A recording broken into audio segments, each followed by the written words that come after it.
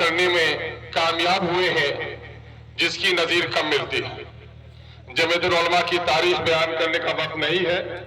ہم کشن گنج کا باشندہ ہونے کی بنیاد پر ہم ان تمام تر محبوب علماء، یہاں کے معزز رکن پارلیمنٹ جناب جاوید آزاد صاحب اور تمام MLA اور آپ سب کا استقبال کرتا ہوں۔ میں دو دردمندانہ بات کہہ کر آپ سے رخصت ہو جاؤں گا کہ یہ جلسہ جہاں جمعیت العلماء بہار کے ضلع کشن گنج اکائی کا جلسہ ہے، اجلاس ہے، وہیں پر یہانت رسول اور اوقاف کے مسئلے پر بھی آپ کو دعوت دی گئی ہے۔ یقیناً ہے کہ جمعیت العلماء ہند نے تحریک آزادی ہو، ملک و ملت کے مسائل ہو، شریعت پر حملہ ہو، فرقہ وارانہ فسادات ہو، مظلوموں کی داد رسی ہو، اس میں اس نے کارہائے نمایاں انجام دیا ہے۔ ہم اس کے لیے جمعیت کے تمام تر ذمہ داران کو مبارکباد دیتے ہیں۔ اس وقت ہر مومن جو اللہ پر، اللہ کے رسول پر یقین رکھتا ہے، ایمان رکھتا ہے، اس ایمان کی شان ہی یہ ہے کہ وہ اپنے جان، اپنے مال اور اپنی جان سے بھی زیادہ رسول اللہ کے ذات سے محبت کرتا ہے، اور رسول اللہ کی اہانت کرنے والوں سے لڑنے کے لیے اپنی گردن کٹا دینے میں بھی ہمارا شرابی اور جواری مسلمان بھی پیچھے نہیں رہ سکتا۔ یہ اللہ کا بڑا فضل و کرم ہے۔ کسی بھی مذہب کے پیشوا کو یہ سعادت حاصل نہیں ہے کہ اس کو اتنی محبت اس کے ماننے والے کرتے ہوں۔ ہم نبی مکرم صلی اللہ علیہ وسلم کی اہانت کرنے والوں کی مذمت کرتے ہیں، اور ایک بات ملت سے عرض کرنا چاہتے ہیں۔ شیر کی تصویر کو بچہ پھاڑ دیتا ہے، بجلی اور بلی کو دیکھ کر چیختے ہوئے ماں کے آغوش میں چلے جاتا ہے۔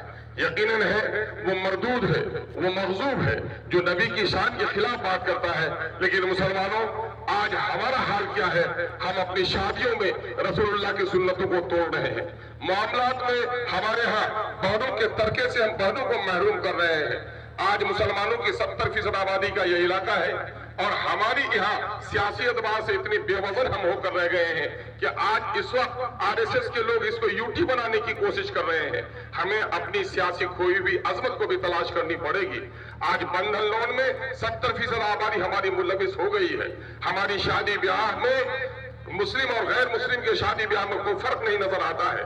محرمات اور غیرمات، اور آج مسلم کے شریف خاندانوں میں دلہن کو سجا کر تصویریں لی جا رہی ہیں۔ تو آخر ہم کس رسول کی عظمت کے لیے اٹھتے ہیں؟ یقین جانیے ان چیزوں نے ہمیں بڑا کمزور کیا ہے۔ دوسری طرف مسلکی اور مکتب فکر کے اختلافات نے بھی ہمیں بہت کمزور کیا ہے۔ حکیم الامت نے پہلے کہہ دیا تھا، منفرد ایک ہے اس قوم کی، نقصہ بھی ایک ہی سب کا نبی، دین بھی، ایمان بھی ایک، حرم پاک بھی، اللہ بھی، قرآن بھی ایک۔ کیا ہوتا بڑی بات جو ہوتے مسلمان بھی ایک؟ کہیں فرقہ بندی اور کہیں ذاتیں ہیں، زمانے میں پنپنے کی کیا یہی باتیں ہیں؟ اشعار مجھے صحت کے ساتھ یاد نہیں ہے، لیکن میں آپ کو بتانا چاہتا ہوں کہ اس وقت ان فرقہ بندیوں نے بھی ہمیں کمزور کیا ہے۔ سیاسی بے وزنی نے ہمیں اس ملک میں عزت اور وقار سے جینے کا حق بھی چھین لیا ہے۔ آج ہمارے دینداروں کی داڑھیاں نوچی جا رہی ہیں، ٹوپیاں اچھالی جا رہی ہیں، بیٹیوں کے نقاب پھاڑے جا رہے ہیں، مسجدوں کے تہخانے میں آج مورتیوں کی تلاشی ہو رہی ہے۔ اس کی سب سے بڑی وجہ ہے کہ ہم اس ملک کے آزاد کرانے میں ہمارے صلحاء اور ہمارے بزرگوں نے جو قربانیاں دی ہیں، اس ملک کی آزادی میں ہم وہ نمایاں رول ادا نہیں کر پا رہے ہیں۔ ہم اللہ رب العزت سے دعا گو ہے کہ اللہ تبارک تعالیٰ ہمیں توفیق عطا فرمائے۔ دوسری طرف اوقات کی اتنی بڑی ملکیت کہ اگر اوقات کی جائیداد کی صحیح آمدنی کا استعمال کیا جائے تو مسلمانوں کی درجنوں نہیں بلکہ سینکڑوں میڈیکل کالجز چل سکتے ہیں، سینکڑوں انجینئرنگ کالجز چل سکتے ہیں، فلاحی کام ہو سکتے ہیں۔ یقیناً ہے کہ مودی حکومت اس وقت ہماری اوقات کی جائیداد جو ہمارے باپ دادا کی دی ہوئی جائیداد ہے، کسی کے باپ کی جائیداد نہیں ہے، وہ غریبوں کے لیے، یتیموں کے لیے، بے سہارا لوگوں کے لیے، مسکینوں کے لیے سارے کی ایک چیز ہے۔ نبی کریم صلی اللہ علیہ وسلم نے مسجد نبی تعمیر کری تو اس زمین کو وقف کیا۔ اوقاف کا سلسلہ حضرت عمر فاروق رضی اللہ تعالیٰ عنہ کے زمانے میں کافی آگے بڑھا ہے، اور اس اوقاف کے معاملے میں آج حکومت کی بہت ہی ناپاک نظریں ہم پر اٹھ رہی ہیں۔ میں آپ سے پوچھنا چاہتا ہوں کہ مودی کا یہ کام غلط ہے، ناپاک ہے کہ اگر وہ ہماری اوقاف پر حملہ کرنا چاہتا ہے، لیکن کشن گنج کے مسلمانوں صرف یہ طے کر لو کہ کشن گنج میں جتنی زمینیں وقف کی ہیں ان حرام خوروں کے پیٹ سے نکالنے کے لیے اگر ہم کامیاب ہو جائیں گے تو یقیناً ملک میں بھی ہم کو کامیابی مل جائے گی۔ آج بات کہی جا رہی ہے کہ اوقاف کی جائیداد کو قبضہ کون لوگ کیے ہوئے ہیں؟ اوقاف آپ کی جائیداد کو زیادہ قبضہ کیے ہوئے. میں وقف سندھی بورڈ کا ریاستی ممبر رہا. جب میں بہار شریف میں گیا تو وقف کی دکانوں کا کرایہ 500 روپے تھا اور وہی جو نجی دکان تھا 2500 روپے کرایہ تھا. پتنے میں چلیے 2 ستون آپ کا استقبال کرتے ہیں. ایک ستون ہے پٹنہ اسٹیشن کا وہ مینارہ مسجد کا سبز گنبد والا مینارہ, اور وہی ایک مندر کا مینارہ بھی آپ کا استقبال کرتا ہے.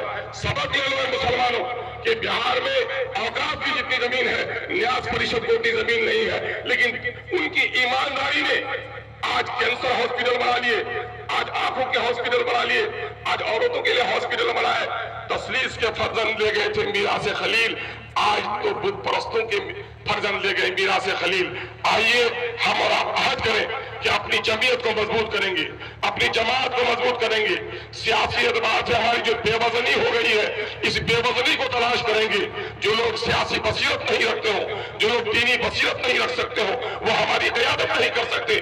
ہم اپنی صفوں میں سیاسی بصیرت پیدا کریں, اور دینی اہمیت کے بغیر کوئی سیاسی بصیرت بھی کام آنے والی نہیں ہے. دینی اہمیت پیدا کریں. ایک بڑی عالم دین حضرت مولانا ولی رحمانی صاحب دامد نور اللہ برکتہ نے کیا تاریخی جملہ کہا تھا, ایک کشن کے مسلمانوں, سیمانچل کی پٹی میں بسنے والے مسلمانوں, تمہاری تعداد تو اتنی زیادہ ہے کہ ملت کے ملک اور ملت کے درپیش مسائل کی لہریں یہاں سے اٹھنی چاہیے تھی. افسوس کہ لہریں تو تمہارے یہاں نہیں اٹھتی, جو لہریں دور سے چل کر آتی ہے وہ لہریں بھی تھم جاتی ہے.